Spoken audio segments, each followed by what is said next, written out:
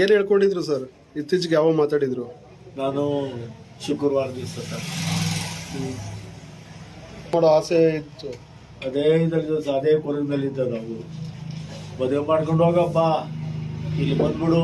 Canada ಕೊಡ್ತಾ ಇರಲಿಲ್ಲ, ಎಲ್ಲ ಅಮೆರಿಕ ಕೇಳ್ತದ. ಅಮೆರಿಕ ಟ್ರೈ ಮಾಡ್ದ, ಬಂದ್ಬಿಡು ಅಂತಂದ್ರೆ ಊನವನು ಅಷ್ಟೇ.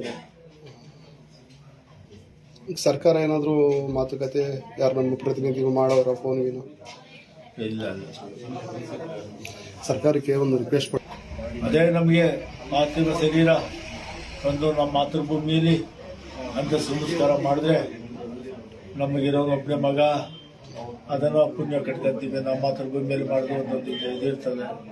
ಅದಕ್ಕೆ ಪ್ರಧಾನಮಂತ್ರಿಗಳು ನಮಗೆ ಸಹಕಾರ ಕೊಟ್ಟು ನಮ್ಮ ಎಲ್ಲ ಬೆಂಬಲರು, ನಮ್ಮ ಮಾಮೇದರು, ನಮ್ಮ ಸಂಘದವರು ಎಲ್ಲ ನಿಂತ್ಕೊಂಡು ಮಾಡ್ತಾ ಇದ್ದಾರೆ.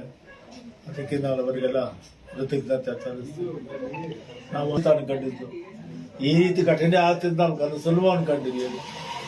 ಅವನು ಮದುವೆ ಮಾಡಿಬಿಟ್ಟಿದ್ರೆ ಅವನು ಎಲ್ಲೋ ಸುಖವಾಗಿರೋನು ಇಲ್ಲೇ ಬಂದ್ಬಿಡ್ತೀನಿ ಅಂತ ಹೇಳಲ್ಲ. ಅವ್ನು ಯಾವುದು ಅಮೆರಿಕಕ್ಕೆ ಕೊಡ್ತಾ ಇದ್ರು, ಅಮೆರಿಕ ಟ್ರೈ ಮಾಡ್ದ, ಅದೇ ವೀಸಾ ಸಿಗ್ಲಿಲ್ಲ. ರಾಜ್ಯ ಸರ್ಕಾರ ಮತ್ತು ಕೇಂದ್ರ ಸರ್ಕಾರಕ್ಕೆ ಮನವಿ ಮಾಡ್ತೀರಾ ಸರ್? ಅದೇ ಸರ್, ನಾನು ಏನು ಅಂತಂದ್ರೆ ಸಲೀಸಾಗಿ ಮೃತದೇಹವನ್ನ ನಮ್ಮ ಸ್ವಗೃಹಕ್ಕೆ ತರಿಸಲಿಕ್ಕೆ ಒಂದು ಸಹಾಯ ಮಾಡಿ.